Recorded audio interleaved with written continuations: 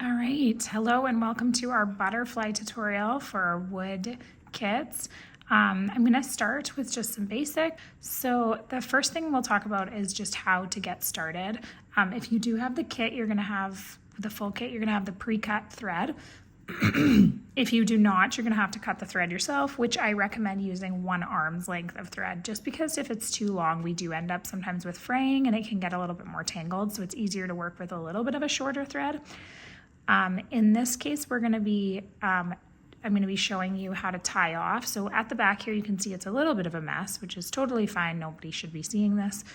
One of my recommendations for how to start and stop your thread is always going to be, because our holes are quite large, if it's the first stitch you're going to make onto your wood, you're going to need to make quite a large knot in the back of your thread so that it holds. So you can see one right here. It's like a very large knot so that it doesn't pull through my thread. In other cases, if we're starting somewhere where there's already thread at the back of our work, we can stitch our needle underneath those threads that are already there, which will secure the knot so it doesn't come out, and then we can start stitching in our first place.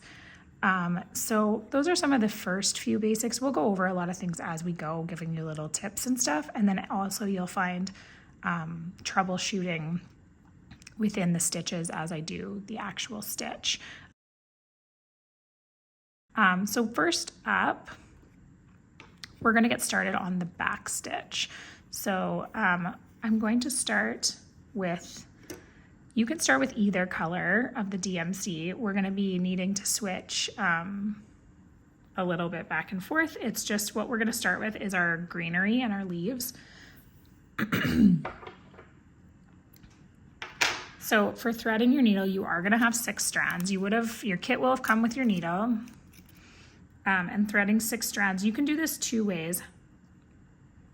You can either thread all 6 strands, which is how I'll be working with my thread, or you can split your strands into 3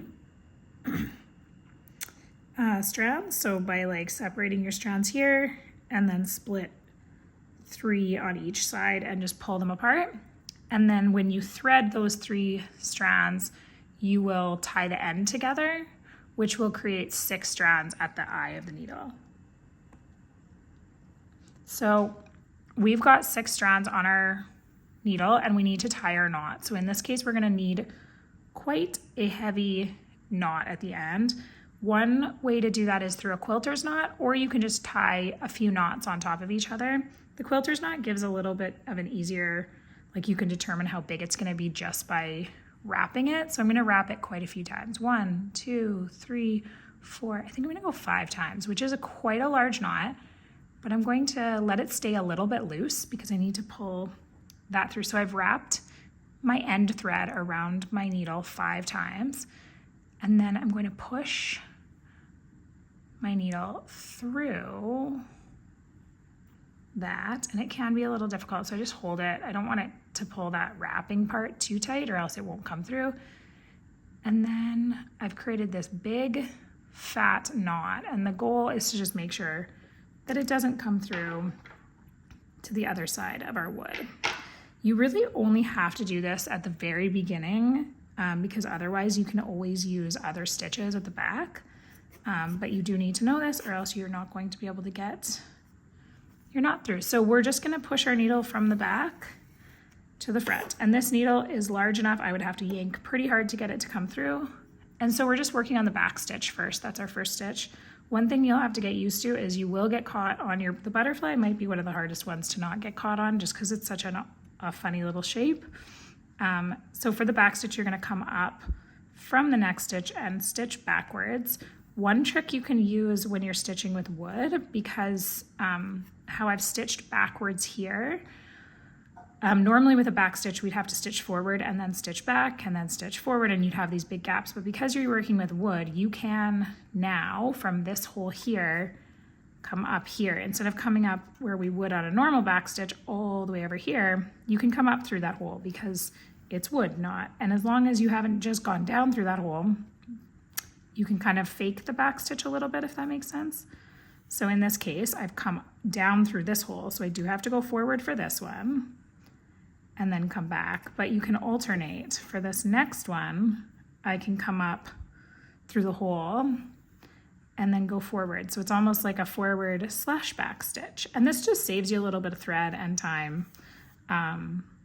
So this one I have to go back, and then this one I can go forward. So it just really depends. Like if you've just gone down through this hole, you obviously can't go through it and you have to do a back stitch, but it just goes, it alternates.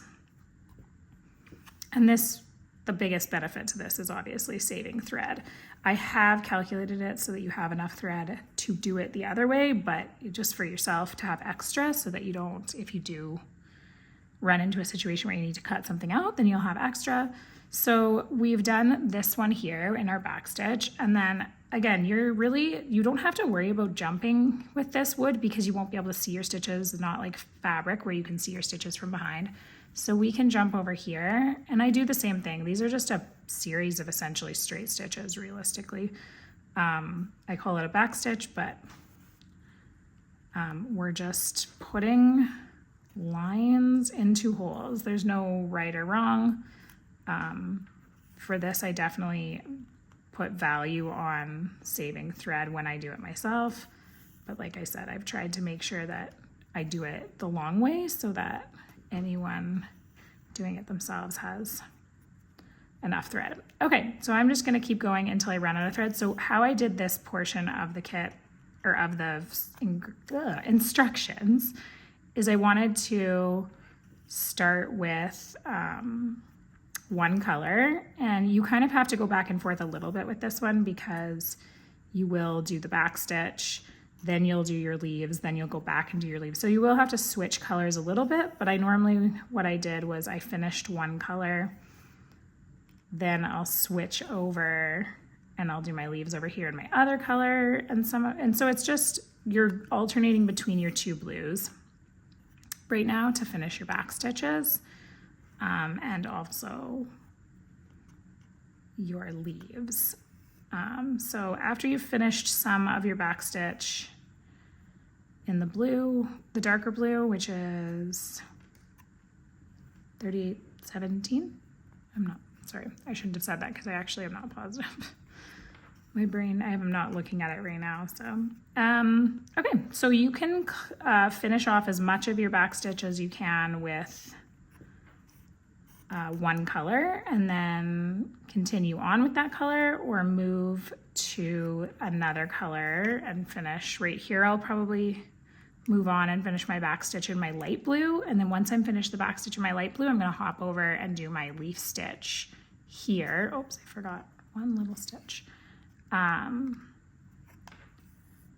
finish my leaf stitch there. I'll do a little bit over here while I still have this thread on here, but you're just trying to maximize your time by not switching colors too much. But you do need to finish the stems before you can do the leaves, is pretty much what I'm trying to say. So however you want to organize that is up to you. And I will meet you back here when you've finished the stems, or when you're ready to start one of your first leaves. And sorry, before I leave you, I'll quickly show you how to end your stitches on using other stitches at the back. So what we want to do is we want to anchor this in a way that it's secure.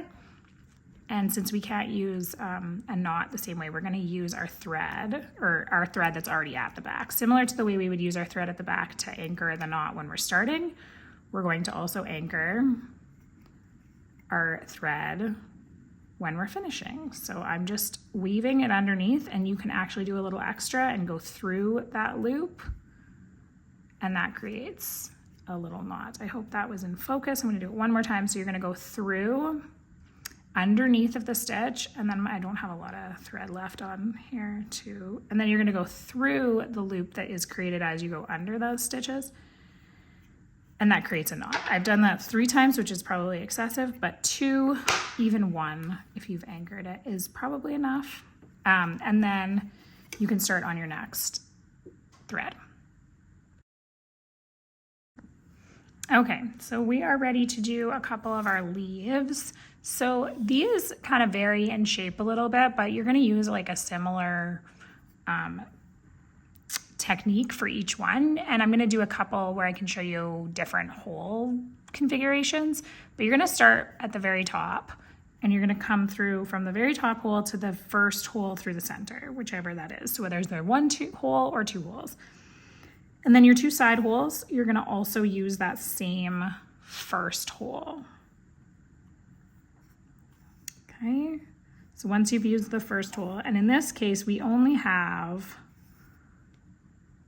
two holes at the top. So we're going to go then moving on to our second hole using the same side hole. Then we're going to continue one more time and go through the second holes into the center hole.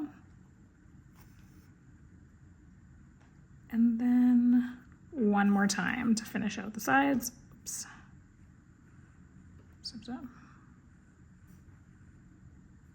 we go. Shorten my tail. Okay, so I've finished out the side parts and I've pretty much rounded that out. So then the next part is to finish where it's a little sparse at the top. So I will go down and I'm going to make a stitch into that center piece, that middle hole. And then I'll make one more to cover the whole thing. And then an optional stitch, if you prefer, is to add one stitch to frame the outside around the tip. So it just creates like a little bit of a frame to finish off, and that is optional depending on what you prefer. So you can see on this one, on my first one, I did not do that extra stitch, and on this one, I have. It's more of just a personal preference, so you can decide which look you like better. So for this one where we have two holes around the side, I'll show you the demo for that one. So we're going to do the same thing. We're starting from the center to our first middle line. So if you are going to do the outside lines, I suggest maybe starting with those ones to frame it. You wouldn't need to do these side ones because you will do those ones towards the end, but I would do 1, 2, 3, 4, 5 around the edge to kind of frame, and then you'll stitch your center stitches on top. Okay, so then you're going to do your two down. So you're going to do those into the same center hole, the first center hole.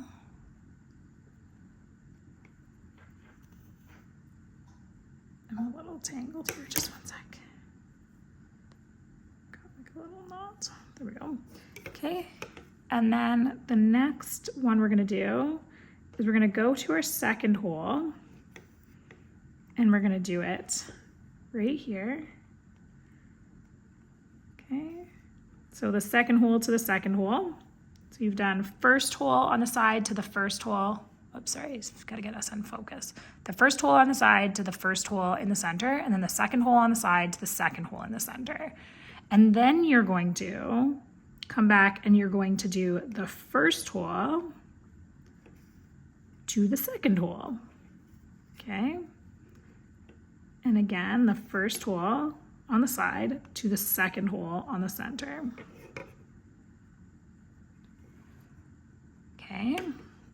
And then next, you're going to do the second hole on the side, and in this case, to the bottom hole on the center, which is often this hole that is attached to the stem. So the second hole to the center. Okay, so you're using the side holes twice, and you're using the center holes twice. You're just using a different angle for each of your stitch, which then fills it out a little bit nicer. And then you can choose from here. You could, if you've done the frame, you'll have those extras. You could also, as a bonus, if you want to, you could add one more on each side that comes from the top hole, the top side hole. You're gonna find that you're getting quite tight on your stem hole here, like this hole here will start to become more difficult to pass through, but you should or could be able to get, sorry, I did run out of thread, so I'm gonna have to, you should be able to get, oh, I don't know, about 5 or 6 through that hole.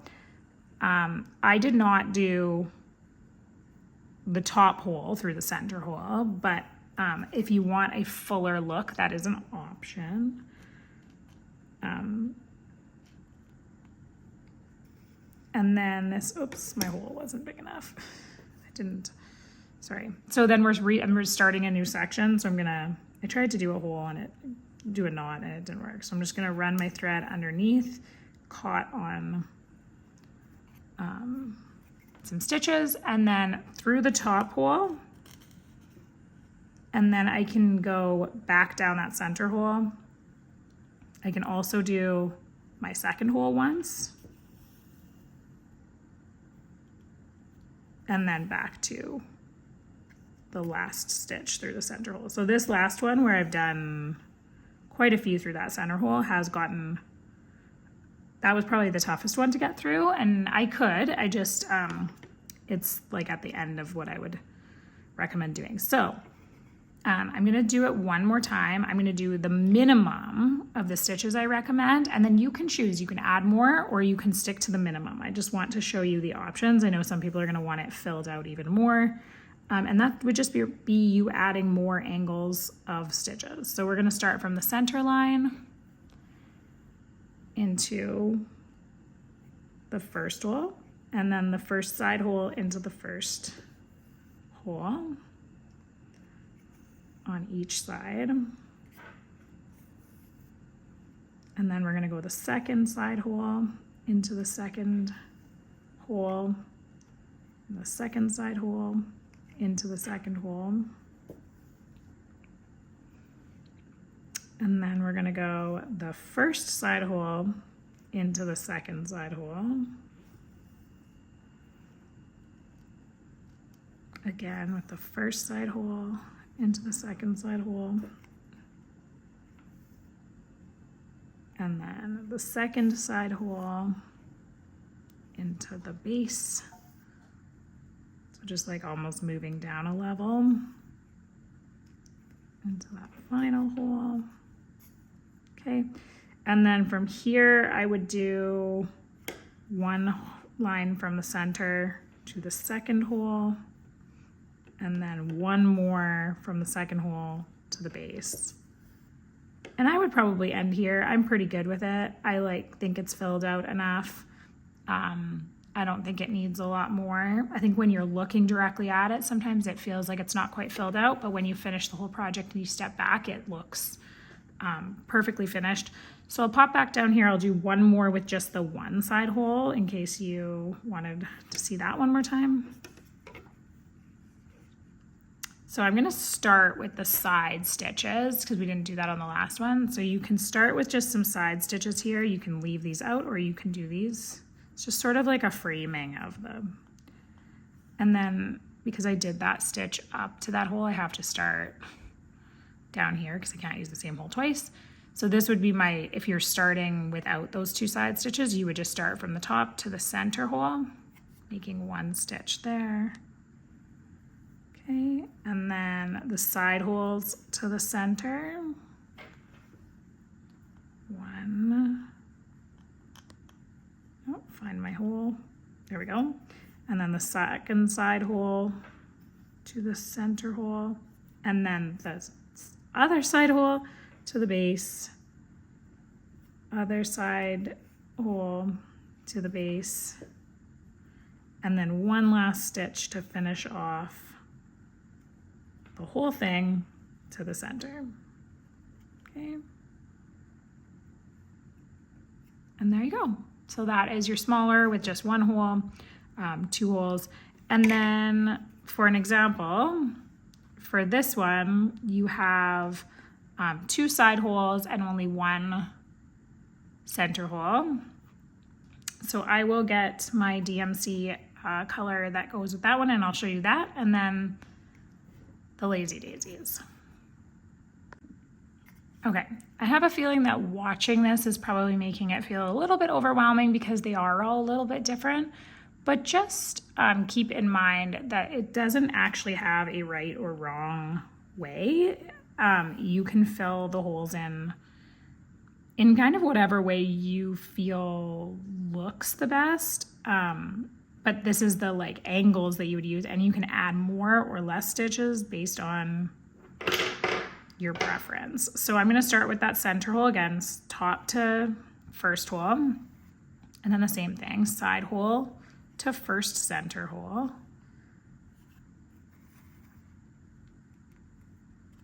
And then, whoops. And then the same thing on the sides. So the second side hole to the second available hole, which is obviously in this case the base. Okay.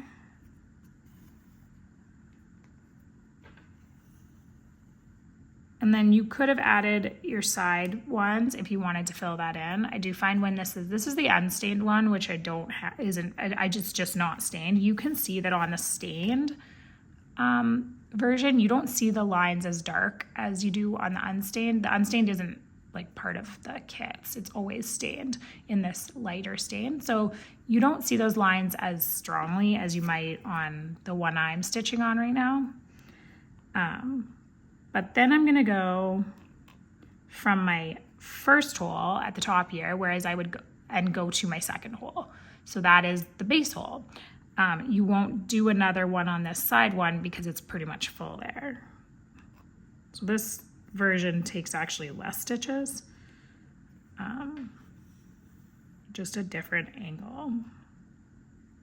So I'm doing from these two sides to the center, and that really fills out like the center of my leaf. And then I just do one stitch on the top here to do one longer one and give a little bit more width at the top too. If you want to lay the stitches more side by side, it definitely fills in that space a little bit more. Okay, so that should give you enough of a tutorial on all the different variations of the different holes. It might feel a little bit like, wow, that was a lot of different variations, but once you get started, you will, as long as you're following first hole to first hole, first hole to second hole, and that variation, you're gonna figure it out, I promise. Okay, so then the next stitch that we're gonna work on is still the leaves, but it's a lazy daisy. So this one gets some people, so we're gonna go slow. So you're starting from the center hole or the base hole at the stem, and you're gonna go back through the base hole at the stem.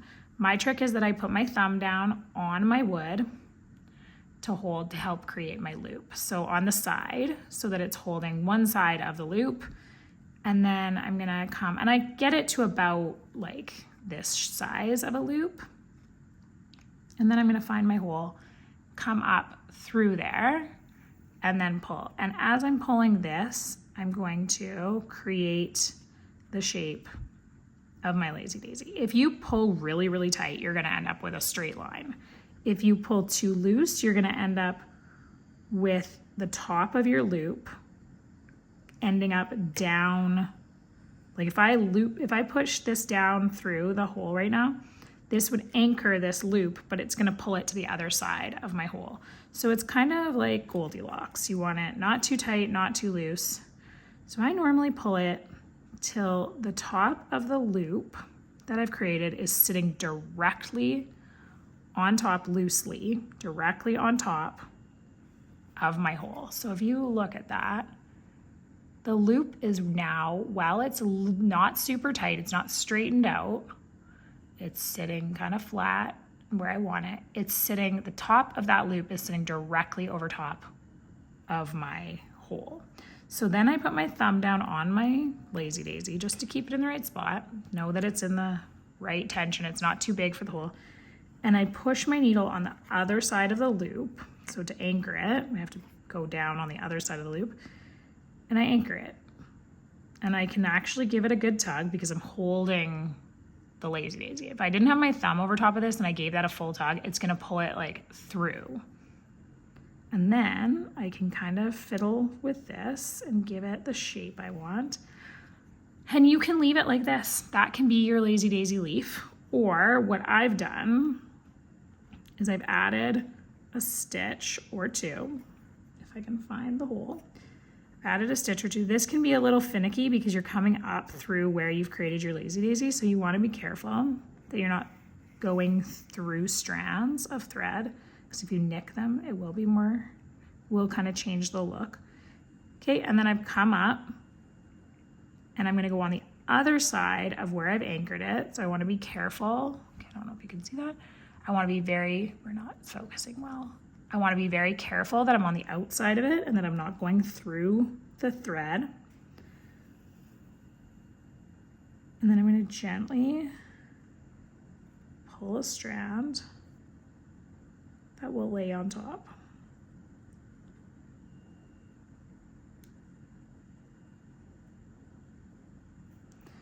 That creates kind of more of a full filled in leaf. It's definitely more finicky, so it's something to keep in mind whether you want to do that or not. It is totally optional. Without it, you will still end up with a leaf shape lazy daisy. It just won't have the fill, and that's totally fine too.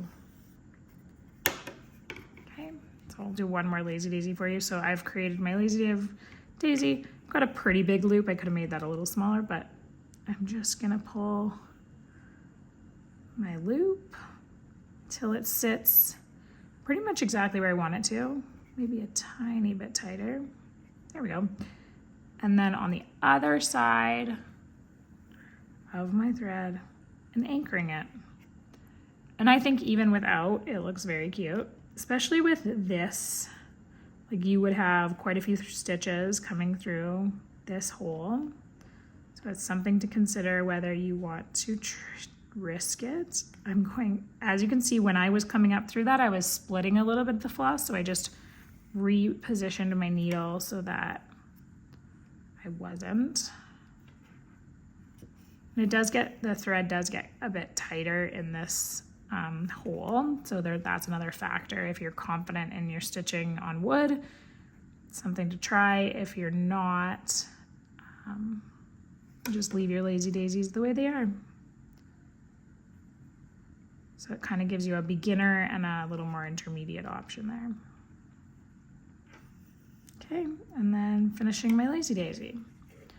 So there we have it. We have our lazy daisy leaves, we have our leaves, and we have our back stitch all finished. And so we should at this point be done with our two light blue and greeny blues, and we'll be moving on to our next step.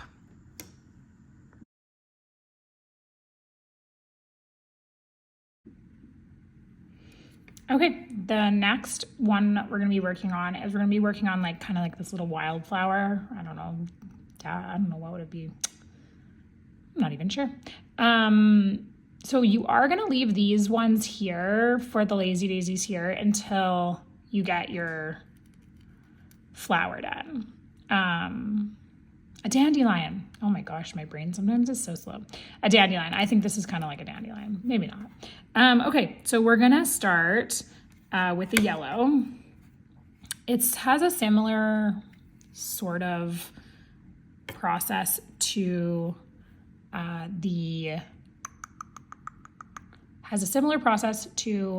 leaves, in that you're going to make these angled kind of stitches. So we're going to start right here in sort of it's a little bit off center to this stitch here. This one's a little bit more on center, this one not the same. So we're going to start from the top center-ish to the first hole, and you're going to do that for both of these two. Okay, and this third one here. Okay, so we're going to do 3 stitches into that center hole to create that first part of our stitch.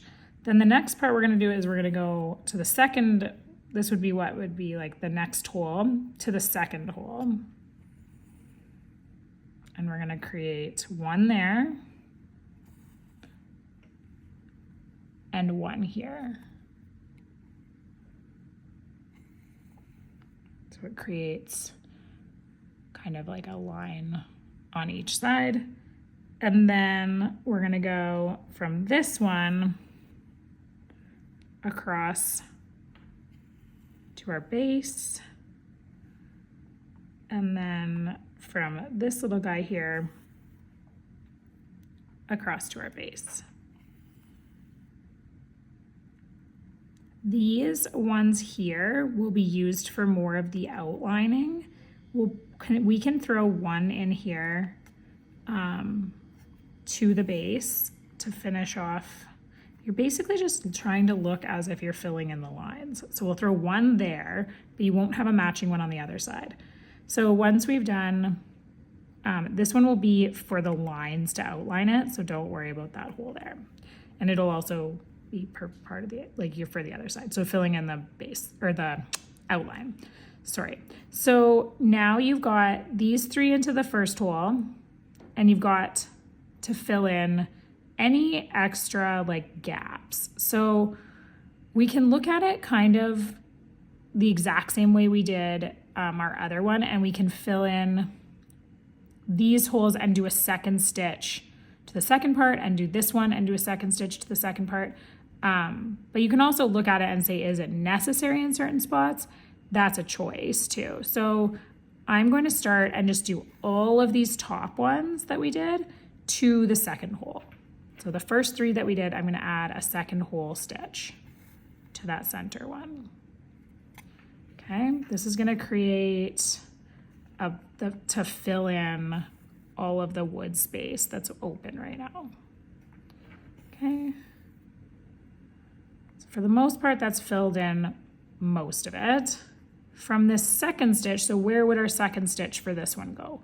To basically that base stitch. And that'll help fill in maybe this open space here, but it's not even actually that necessary because your middle stitch will do that, but we'll add one anyways. You could also add one from here to here. Keeping in mind that you will still need to add a lazy daisy at the bottom. You may not, if you're not an overly confident stitcher, you may want to not add too many because you are filling up this hole where you'll need to do the lazy daisy. And then I'm gonna pick whichever hole I think has the best angle. So we're trying to cover now this little centerpiece. So I'm gonna go one last stitch from there to there, which nicely covers that middle piece. So you're using a bit of your own discretion and following the tutorial. I know that may be more difficult for some people. If you are having trouble, you can always send me a message and we can talk through it. I can send you some videos, but we're gonna do this a couple more times. So hopefully you're gonna feel confident in that. So we're just gonna outline it now with a back stitch. And I'm gonna go to right here. I'm not gonna go all the way down because we're gonna be using those on our next little petal. So we're gonna go right here. This one is a little bit more on the straight to our middle, if you can see that. I'm gonna try to block the direct sun a little. Okay, so we're gonna go straight down the center to right there. And then the two side. So remember, we're using our first hole for 3 different stitches to start us off. Okay. Our first center hole. 3 stitches. Middle and 2 sides. And we're gonna pop over. We've got our second hole on the side, and we're gonna do 1. This one is definitely more shaped exactly like the leaf ones we've done. The side ones are a little bit more complicated because they are a different shape and you've got a bit of an angle. So we've done the second side ones to the center, and then now you can do one side one to that center hole, which is going to be the top of your lazy daisy, so keep that in mind with how many stitches you put in. And then we can do our second hole here to our center. Okay, and then again, like I said, this is going to be filled in with back stitches. When we outline this second petal, you don't need to use this one to come across. Once you get the back stitches in there, this part will be 99% filled in. And you can see on mine here, like my finished one, you can see that that back stitch does fill in that gap. Okay. So next up, we've done our initial first hole to first holes all the way around. So now we're gonna fill in our second hole. So we're gonna start here and we're gonna go to our second hole.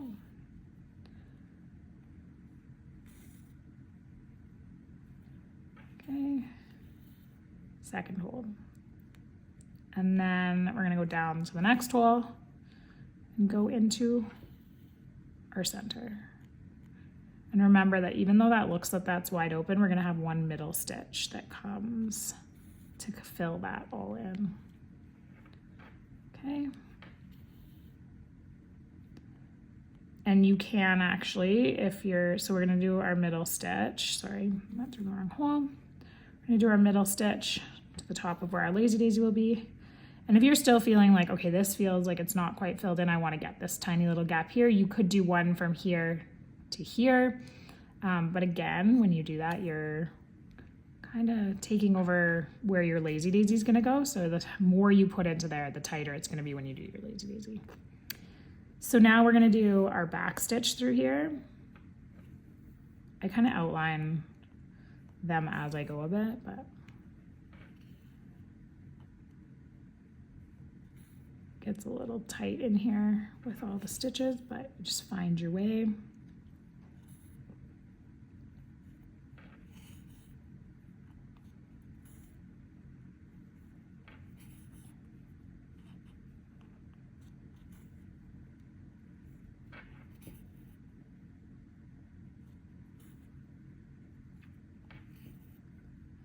And again, we're stopping like right, I'm not gonna go all the way through there because I'm gonna be using that area for my next one.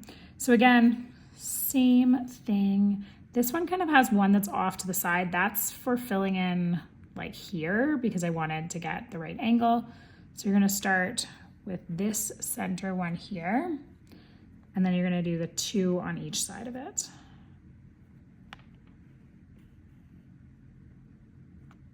We're gonna go there to there and there to there. And then we're gonna go here. I'm running out of thread, so I might have to come back to us. Here to here. And then up here where you've already got your like back stitches and you've used this for the other side, you're gonna go here to here. And then let me get more thread and I'll be right back. Okay, so starting off where we left off, we've done our first 3 into this top hole and then our second set into the second hole. And then we're gonna have to do, like this is where we're kind of going back. There is a hole right here, which I used for some of it, and then there's this hole on the side. So instead of having one center hole there, I had kind of 2. It helped fill in kind of this space right here. So for the top one here, I'm going to go into my second hole to fill in just that line there. And then for this one, I'm gonna do the same.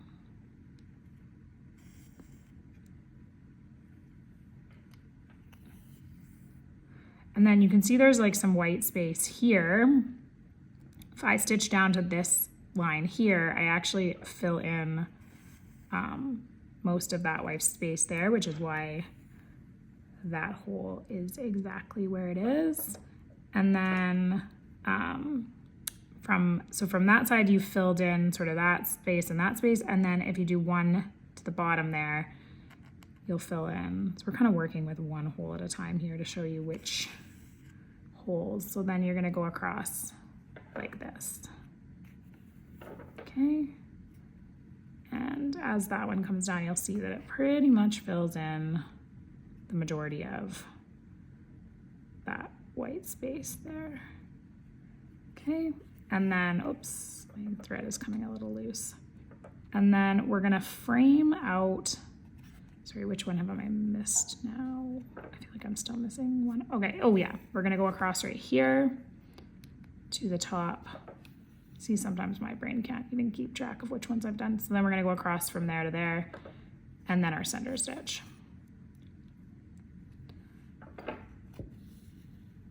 Okay, now, oh, there is one more hole you could add a stitch in to fill in this white space, which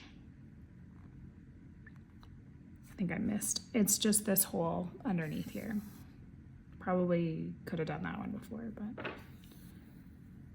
there we go. So then it fills in the space from there to there. Sorry, I missed that one. Okay, and then we're framing it out the same way we did the back stitch on the other ones. And then it'll be time for our lazy daisy. And once you see the lazy daisies put in, it really brings it all together, the base.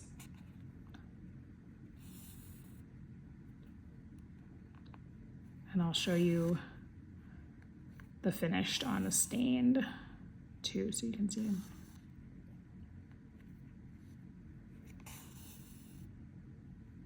Perfect. You can do a little bit of like, if it feels like, but it's not filled in, you can do that. But then you can see on these ones that once you get that lazy daisy in there, it like really covers things up and you don't notice. And then also the staining on that one's a little darker, so it helps too. Okay, so we're gonna grab the dark 3814 and then we're gonna do our lazy daisies at the base, and then we're done with our flower of them.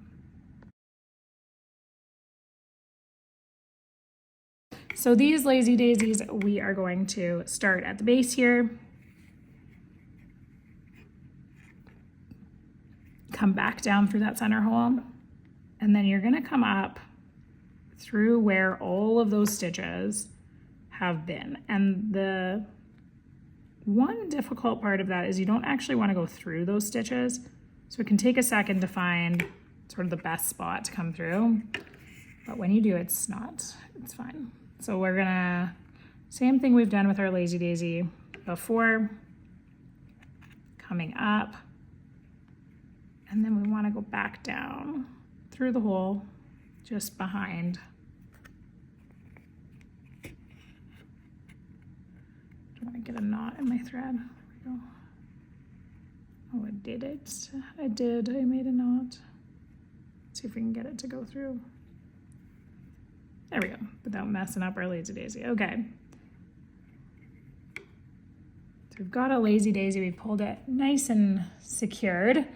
One, and then you're gonna do, I do both the two side ones, and then I do the last one as the center. It's hard to find the hole, there we go. Okay, up through our hole. If you're not comfortable with the lazy daisies, you could just do these as straight stitches, even leaving a little bit of tension to create like a bit of a shape. And then this last one will go kind of on top of them all. And I will make it slightly maybe looser to give it a little bit of a extra volume, I guess would be. I'm really struggling to find the hole though. There we go. Okay. So not necessarily looser, but because it's sitting on top, I didn't make it through all of my loop. There we go. Split my strands. Okay.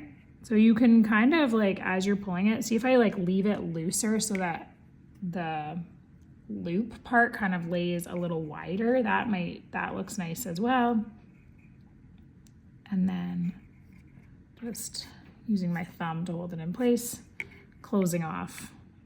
And you can even spread it out a little bit. You could add, like if you want to fill this in a little bit, you could add an extra stitch here to add some, like, to fill it in a little bit.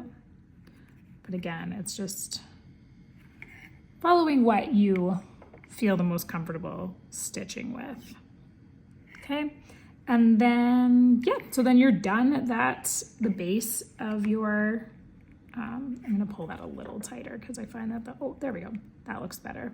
The opening between it created a little bit of white space, but I like I'll pull it just a little tighter. Okay, and then it's all done and you've created your little yellow flower there. Maybe it's a tulip, I don't know.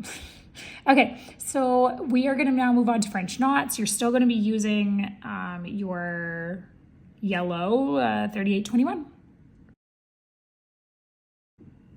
So because you do have 2 needles with these kits, you could, if you know, in this case, we knew we were gonna use the yellow, then we were gonna use the dark blue, then we were gonna go back to the yellow. You could keep the yellow on one needle and use the other one. Same with like when you're doing these blues, it might be easier to do it that way. Just a suggestion if you wanted to. So I'm gonna secure my thread because I'm gonna do some French knots. And we're gonna start with our yellow French knots. So we're just at the end of every single one of these little stems. And the thing about French knots on wood is that you have to keep your knot from pulling to the other side. And French knots are a little tricky on fabric where you don't have that concern. So this definitely adds an extra element, but I'm gonna show you all of my tips and tricks to make it as easy as possible. So I like to lay it then down on the table after I've pulled my thread from the back. And then I'm gonna wrap 1, 2, 3 times.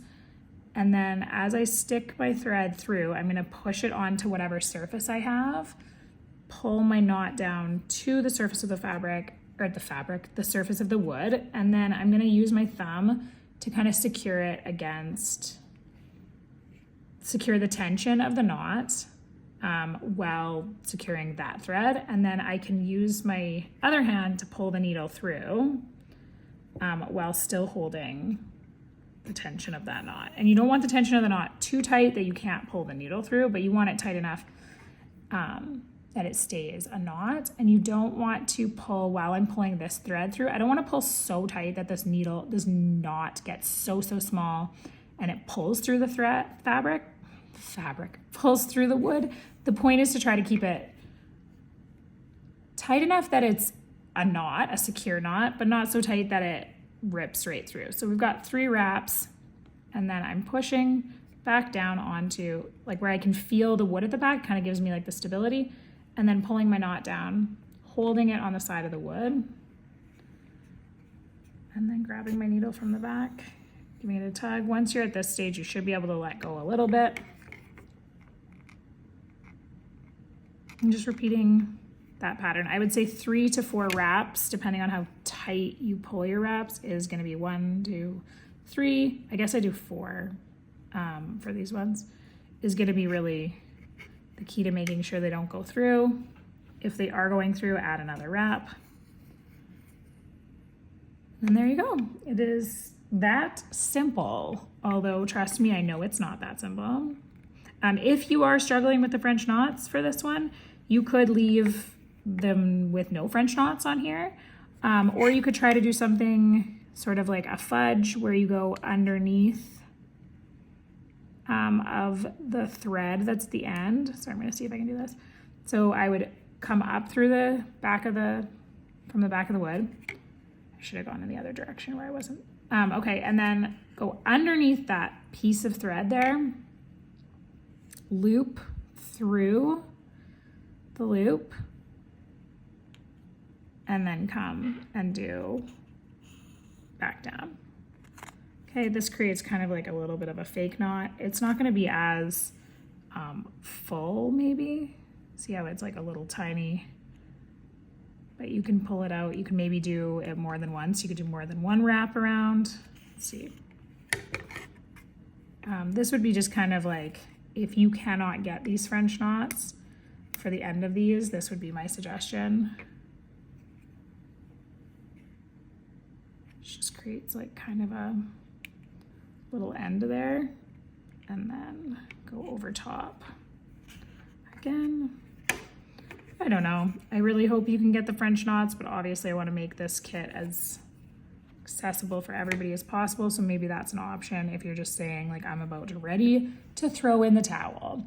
So yeah, so there's your French knots. And then that would be the troubleshooting for how to get those to go your way. And then we will jump back and do some more French knots in a bit. But for now, that is everything with DMC. Oh, sorry, actually, no, we still have the diamond. Sorry, I almost tried to leave us out of finishing this, the yellows. Okay, so this little diamond is not actually a stitch. We're just filling it in, kind of the way we do with our flower. So I'm just gonna do some cross stitches from the center point onto these side stitches. So it creates like a little X in the center to help fill it in. And then I'm going to do the same with the 4 outside points too.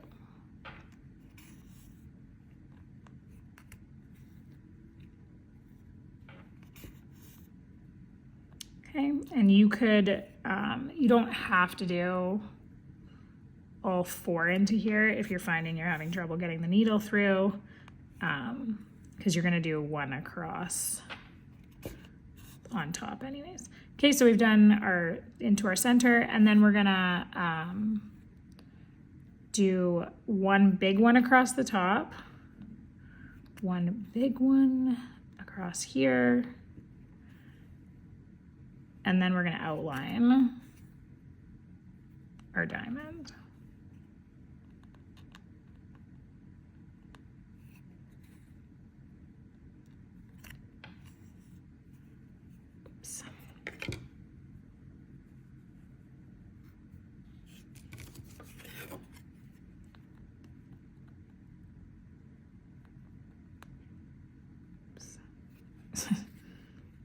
Having trouble. The hardest part, finding the hole from the back. Okay. There you go. And that is your center diamond.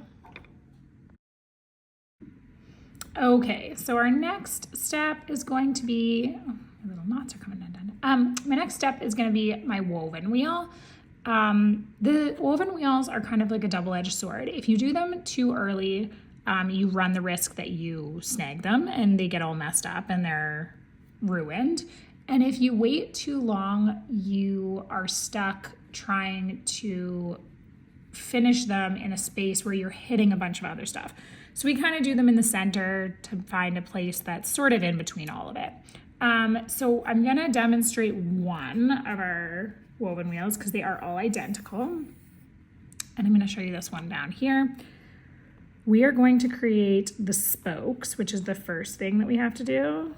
And we're gonna come up from the center and go down through each one of our lines. We're using 6 strands. And you wanna always come up from the center when you're making the spokes because you will have to start back from the center when you're starting your woven wheel. So if we've just done a spoke where we've come down, we'll have to tie off, which isn't the end of the world. But. Okay, oh, I'm stuck, as always. Okay, so we've done our spokes. Now we come back up through the center, starting in the middle, and it's an over, under, around the circle pattern. So I'm going to start by going under right here. Oh, and I created a knot already. So under to start, and then we're going over this one. Oh, I'm out of focus. Then we're going over this one, so under this one, over this one. Sorry, seems to have trouble focusing. Under this one, over this one, under this one. Because it's an uneven number, it'll then switch. For the next one, we'll go over, under, over. So we've gone over, and then under. And for these little woven wheels, they can be kind of funky. See how when I pull that, it's like in a weird direction? That's okay for the first while. Let it be like that. Let it get tight and create its shape. Let it look like it's just a bunch of weird folded over pieces. That is actually what you kind of want for the first center point. Okay, so we're kind of getting to a point where I'll start to shape it out, but that's okay. It will work itself out.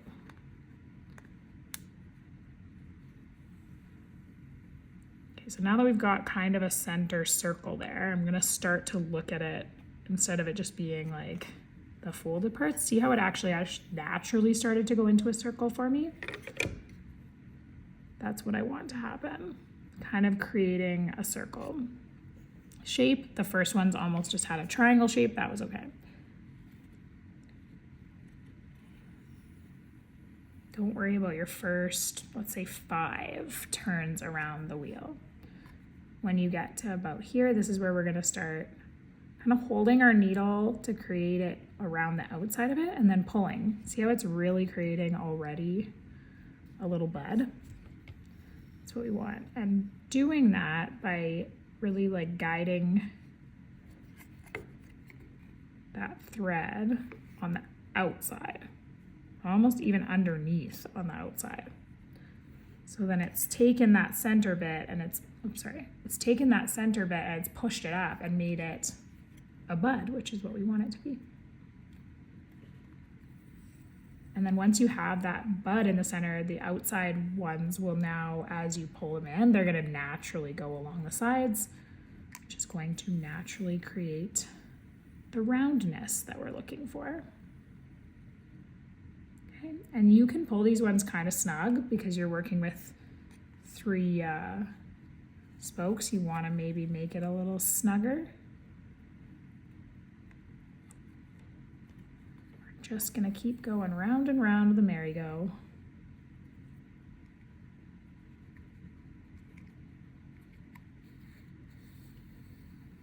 When you're in the more condensed areas, you're gonna find that like as I come through, this needle, if there was stitching right there, would wanna hit it. So sometimes I will try to push the end down to get the needle to point upwards so it's easier to grab.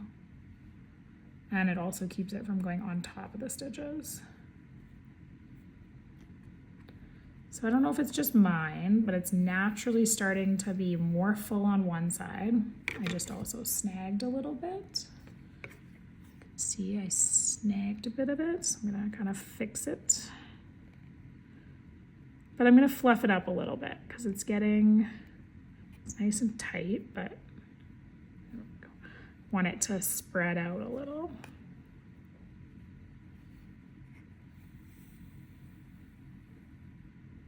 And on this side where it was a little bit smaller, I'm letting it stay looser to fill that space in a bit better.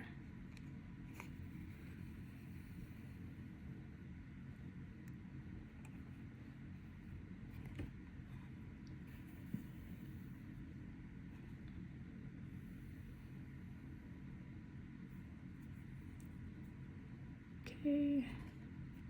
This is where I find it the hardest to know which one I'm supposed to do over or under because you can't see it as well.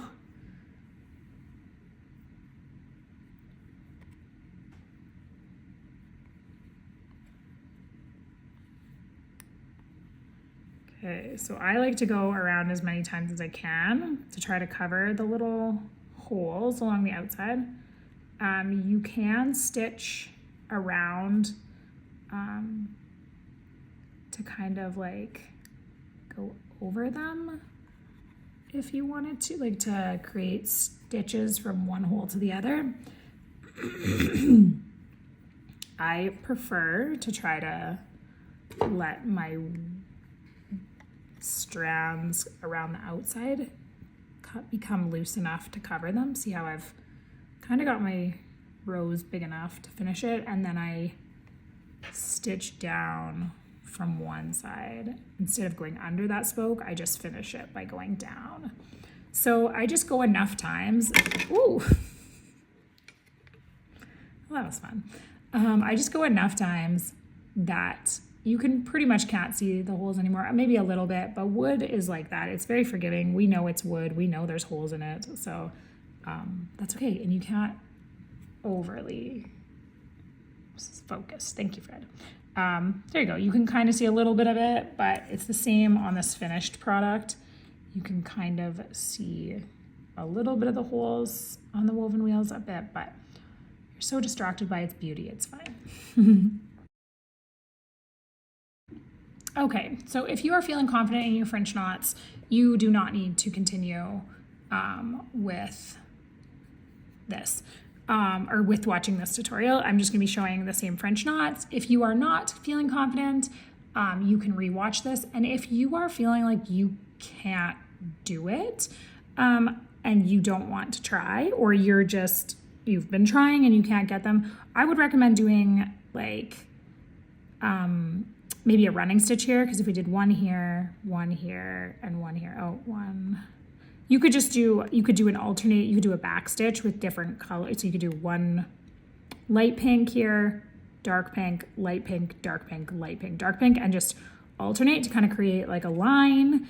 That would be my recommendation. If you're really, really struggling with those French knots and you can't get them to go, that would be how I would just do a running stitch here. So 1, 2, and then 3, and then come in with a different color and go 1, 2, and fill in the running stitch. So it kind of has like a back and forth color. So, because I know they're hard and I know they are hard on wood. So I want to be able to give you guys alternatives so that you're not stuck with French knots you can't do. Okay, so we're going to do the same thing we've done before. So we're going to come up from the back of the thread, back of the wood, keep saying fabric, and wrapping it 1, 2, 3, we're going to do 4, because that's what I was finding was the best for the other ones. 4, and then pulling it down, sorry, it's not focusing, pulling it down so that the knot is sitting like nicely at the base of your wood. And then I like to pinch it, like I said, so that I'm holding that working thread in place while I grab, but also making sure that it's loose enough, because sometimes it's really hard to get through your knots if you've pulled the working thread too tight. So there we go. We were successful on one. And I will say, if you're feeling discouraged, it's all part of like teaching me patience, in my opinion. That's what I always tell myself when I'm struggling with something on embroidery, is that it's all just a practice in patience, and that everybody is going to have ones that come like undone or just don't work. Like I've done it and I'll do 5 that work and then 1 that doesn't. So, and I've done so many French knots on wood. So please don't feel like you can't get there. It's just practice. And if you are not wanting to, that's okay too. And just, you can do it however you want. Okay, so 1, 2, 3, 4. We're gonna go with 4. I'm liking 4.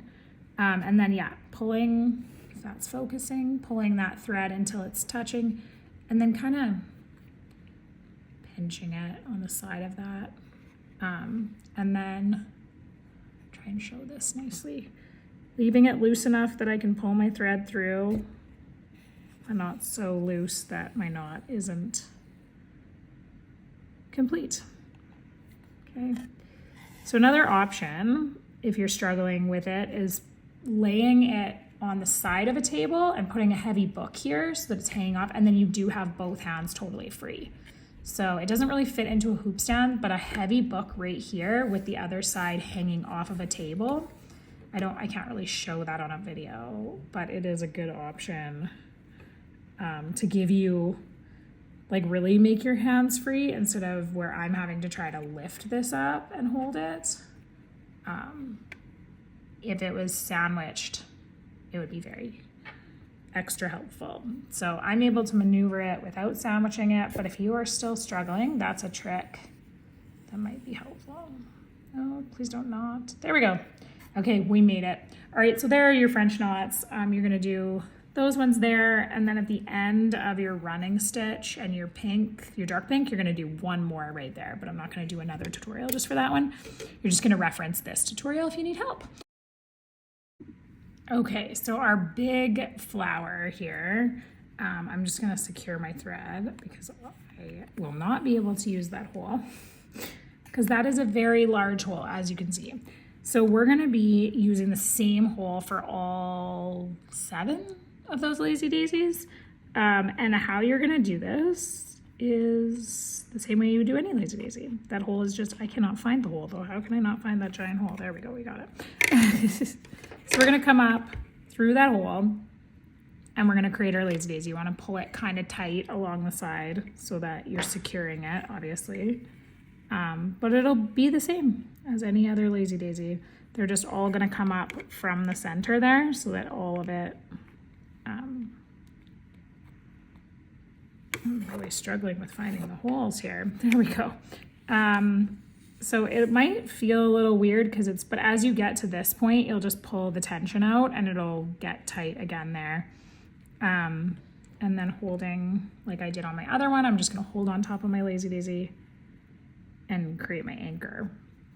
So when I did this, I did not do them all side by side. I jumped around, so I'm gonna do this one, then I'm gonna come back and do, so I kind of moved around the circle so that I wasn't doing them all side by side. Does that make sense? Because then as you get to the end, some of them are gonna look kind of like they're on top of each other, because they will be a little bit. And you don't want it to be not even, if that makes sense. So the last 2 may be across from each other on the top so that the petals look like those are the top petals. Not sure if I'm making any sense at all, but hopefully that kind of is registering with anyone else why I would say that. Okay, so I kind of had my knot go a little bit through my hole because I didn't pull my loop. And the reason that happened is because I didn't pull this loop tight enough, so there wasn't enough tension, so then it goes through. So I just pulled it back. I'll leave it a little loose. Hope when I pull my next one, it doesn't pull it back down. Okay, and then the same thing,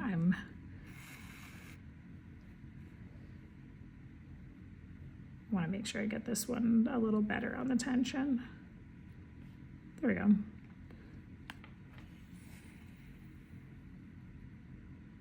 And then I'm gonna go down over here on the bottom. I'm actually gonna do, I'm gonna do the 2 bottom ones because they are right next to that stem, which is just an extra obstacle kind of. So if I can do that one next, probably be helpful.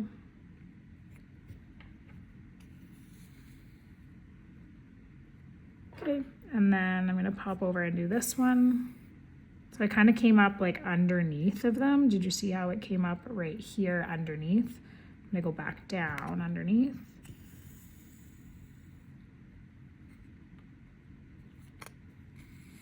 They will kind of have some of them that look a little bit like they're on top and some that look a little bit like they're behind, and that's normal for trying to fit a bunch of lazy daisies into one spot. Okay, and then this one is my second last. We're almost done. Trying to avoid the other stitches is gonna be one added obstacle. But, okay, so pulling that tight. If you really want a slowed down version of the lazy daisy again, head back to the ones I did for this one because they were obviously the slowed down version. And then the last one, we're gonna come up right there and we're trying to come up kind of making sure that you're not going through other, if you're cutting straight through the stitches, you're gonna end up snagging them and then you ruin them. So just making sure you're trying to go beside another stitch. Okay, so coming up through the loop and then we're remembering we're getting our tension kind of so that the top of the loop is sitting right at the hole, and then on the other side, and done. So then we're gonna do our running stitch, which is a pretty simple one. You're just gonna go down, up through the first hole, down through the second, up through the third hole, down through the fourth, and just repeat that pattern all the way around. Okay, oops, stuck. Oh, I made my own little lazy daisy, I think. Okay. All right, so you're just gonna finish that off, going all the way around the outside. And then your last step to do is your French knot in the center here. You can go back and just follow the tutorials that we've done. It's linked in your digital guide, and you can use that to go do the French knot if you need more instruction again. Awesome, and I had such a fun time showing you guys how to do this butterfly. If you do have any questions, if there's anything that's just not working for you, of course you can contact me and I can help you through it. Sometimes in these wood ones, especially with the leaves and that flower, you are gonna have to use just your best discretion if you're feeling like, oh my gosh, this was, I don't know which hole. The tutorial goes through everyone on that one, but sometimes it's hard to see and sometimes you get a little confused. It was a lot more confusing to have lines on there. They just end up being a blur. So there isn't necessarily, I always say this in embroidery, a right or wrong. So you can do your leaves in the way that you think they end up looking the best too. And there isn't a right or wrong. If it looks right, if it doesn't, we can chat and try to fix it. But I think that filling those lines in is just all you need to do. And I know that your project's gonna look great. So if you have any troubles, reach out, we'll chat, and we'll get you back on track. All right, so the next thing I wanted to go over is what your options are for how to finish the back of your hoop, your wood embroidery. So the first thing you're gonna wanna do is obviously go into the back here and just like trim up as much as you possibly can, trimming all those little ends, just getting it to like be as clean as possible. It doesn't have to look good back here. That I would have told you that at the beginning if it had to, it does not. So just trimming things up, especially the ones sort of around the edge on the outside. And then you have two options, and this was included in your kit. So you can just take this and I either recommend using hot glue, that's what I used for mine, or if you don't have hot glue gun, you could just stitch this on to attach the back, and then you can hang your butterfly on the wall anywhere you'd like.